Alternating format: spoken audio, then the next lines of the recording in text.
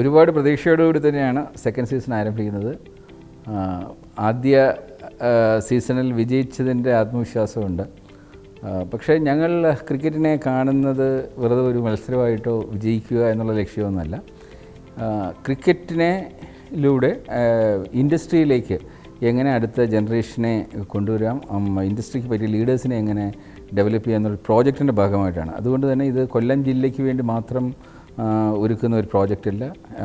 ഈ ഒരു മത്സരത്തിലൂടെ കേരളം മുഴുവൻ എല്ലാ കലാലയങ്ങളിലും ക്രിക്കറ്റ് ക്ലബ്സ് ഉണ്ടാക്കുക, അതിനുവേണ്ടിയുള്ളൊരു ബ്രാൻഡിങ് പ്രോസസ്സായിട്ടാണ് എടുക്കുന്നത്. അപ്പോൾ അതിനെ ലീഡ് ചെയ്യുന്ന ഒരു ഗ്രൂപ്പ് എന്ന നിലയിൽ ഇത് വിജയിക്കേണ്ടത് ഞങ്ങളുടെ ആവശ്യമോ അല്ലെങ്കിൽ ഇതിന് കൂടുതൽ എനർജി പകരുന്ന ഒന്നാണ്.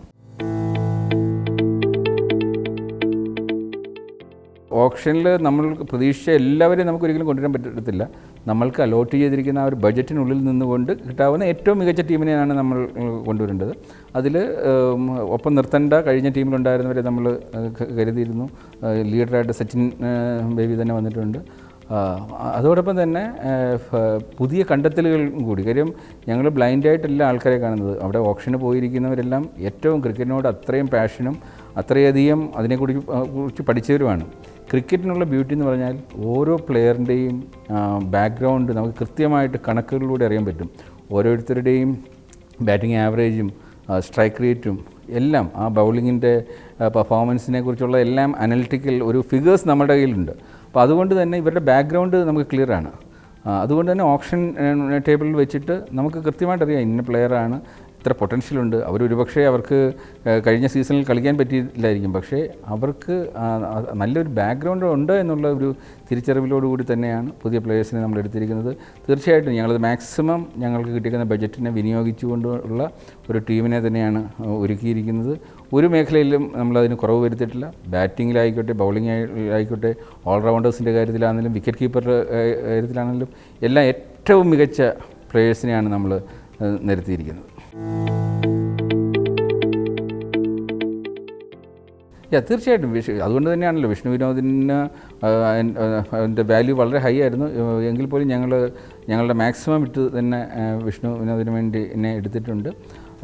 അതുപോലെ തന്നെ കഴിഞ്ഞ വർഷത്തെ ഏറ്റവും ഹോട്ട് കേക്കായിരുന്ന അഖിൽ എംഎസിനെ നമ്മൾ എടുത്തിട്ടുണ്ട്.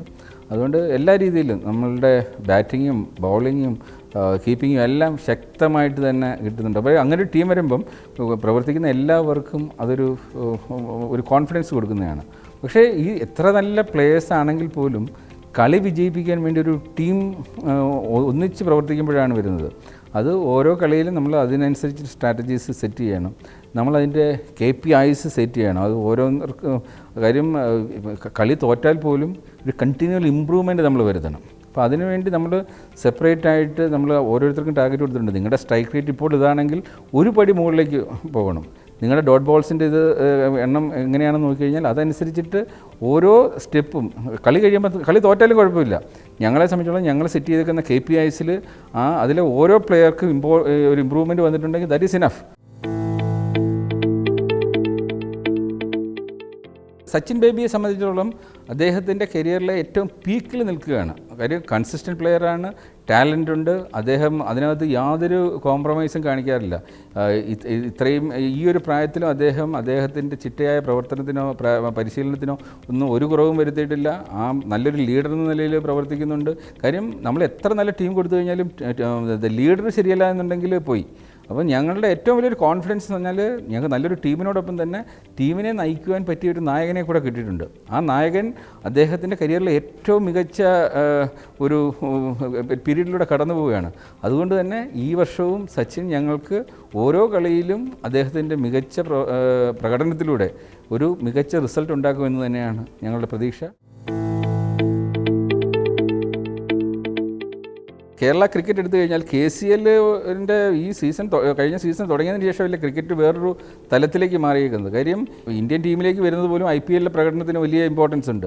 IPLിലേക്കുള്ള സെലക്ഷന് KCL ഒരു വളരെ ഇമ്പോർട്ടൻ്റ് ആണ്. കാര്യം ഓപ്ഷൻ ടേബിളിൽ വരുമ്പോൾ ഇനി മുതൽ KCLിലെ ലാസ്റ്റ് ഇയർ പെർഫോമൻസിൻ്റെ ഫിഗേഴ്സ് ഒരു വലിയ കൗണ്ടാണ്.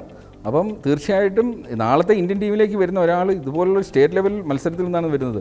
അവിടെ കേസിലൊരു വലിയ മാറ്റമാണ് തുടക്കം കുറിച്ചിരിക്കുന്നത്. തീർച്ചയായിട്ടും ഇപ്പം കഴിഞ്ഞ തവണത്തെ TRP റേറ്റിംഗ് എടുത്തു കഴിഞ്ഞാൽ തമിഴ്നാടിനേക്കാളും മികച്ച തുടക്കം നമുക്ക് സാധിച്ചെങ്കിൽ ഒരു വലിയ കാര്യമാണ്. ക്രിക്കറ്റിനെ നെഞ്ചോട് ചേർത്തിട്ടുണ്ട് ജനങ്ങൾ.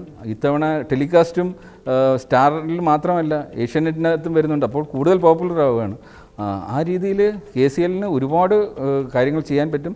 അതോടൊപ്പം തന്നെ ഞങ്ങൾ ക്രിക്കറ്റിന് വേണ്ടി ഒരുക്കുന്ന പ്രോജക്റ്റും ഞങ്ങൾ ചേർത്ത് KCLനോട് ഒപ്പം നിന്നുകൊണ്ട് തന്നെയാണ് ക്രിക്കറ്റിനെ വളർത്തുന്നത്. ഞങ്ങളുടെ ലക്ഷ്യം ക്രിക്കറ്റിനെ വളർത്തുക എന്നുള്ളതാണ്. അല്ലാതെ ഞങ്ങളുടെ ടീമിന് വേണ്ടി മാത്രമുള്ള ഒരു അജണ്ടയല്ല. ഞങ്ങൾക്ക് അതിനൊരു ടീം വേണമായിരുന്നു. അതുകൊണ്ടൊരു ടീം എടുത്തു. അത് അവരുടെ വിജയം ഞങ്ങളുടെ വിജയമായിട്ട് ഞങ്ങൾ കാണുന്നുണ്ട്. ഇത് സംഘാടന മികവ് നല്ലതായതുകൊണ്ട് തന്നെയാണല്ലോ ഇപ്പം എന്താണ് സ്റ്റാറിൽ വേൾഡ് മുഴുവനുള്ള ആൾക്കാരെ കാണുന്നത്. അവിടെ ഈ TRP റേറ്റിംഗ് കൂട്ടണമെങ്കിൽ അതിൻ്റെ മൊത്തത്തിലുള്ള ഒരു നിലവാരം IPLൻ്റെ നിലവാരത്തിൽ ഒപ്പിച്ച് വന്നാൽ മാത്രമേ അവിടെ നമുക്ക് കാണികളെ പിടിച്ചിരുത്താൻ പറ്റത്തുള്ളൂ. അതിന് തീർച്ചയായിട്ടും ഒരുപാട് ഒരുക്കങ്ങൾക്ക് ശേഷമാണ് പ്രേക്ഷകൻ കാണുന്ന കേവലം ഏതാനും മണിക്കൂറുകൾ TVയുടെ മുന്നിൽ കാണുന്നത് അതിൻ്റെ അവസാനത്തെ പെർഫോമൻസാണ്. പക്ഷേ അവിടേക്ക് പ്ലേയേഴ്സിനെ എത്തിക്കുവാനും ആ ഗ്രൗണ്ട് ഒരുക്കുവാനും അതിൻ്റെ മീഡിയാസിനെ എത്തിക്കുവാനും ഉള്ള ഒരുപാട് ഒരുക്കങ്ങളുണ്ട്. അതിന് നീണ്ട പ്രവർത്തനം ആവശ്യമാണ്. അത് തീർച്ചയായിട്ടും അതിൻ്റെ ക്രെഡിറ്റ് വേറെ ആർക്കും എടുക്കാൻ പറ്റില്ല. കാര്യം KCLാണ് ഇതിൻ്റെ നട്ടെല്ല്. അപ്പം തീർച്ചയായിട്ടും KCL ഓരോ വർഷവും അവരുടെ പ്രകടനം മികച്ചതാകട്ടെ. ആ കാര്യം അവരിലാണ് ക്രിക്കറ്റ് ലോകത്തിൻ്റെ പ്രതീക്ഷ.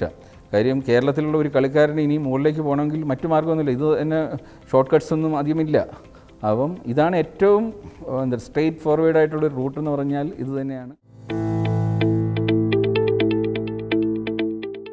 ക്രിക്കറ്റ് ഇഷ്ടപ്പെടുന്ന ഒരുപാട് പേരുണ്ട്. പക്ഷേ ക്രിക്കറ്റിനെ നമ്മൾ മാക്സിമം എൻജോയ് ചെയ്യണമെങ്കിൽ ആദ്യമായി ക്രിക്കറ്റ് കണ്ടു തുടങ്ങുന്നവർ അവരുടെ നിയമങ്ങളും കൂടെ പഠിക്കണം. നിയമങ്ങൾ പഠിക്കാൻ അധികം സമയമൊന്നും വേണ്ട. 1 മണിക്കൂറിൻ്റെ നമ്മൾ ശരിയായ വീഡിയോസ് കണ്ടാൽ മതി. ഇതിൻ്റെ റൂൾസ് ഉണ്ട്.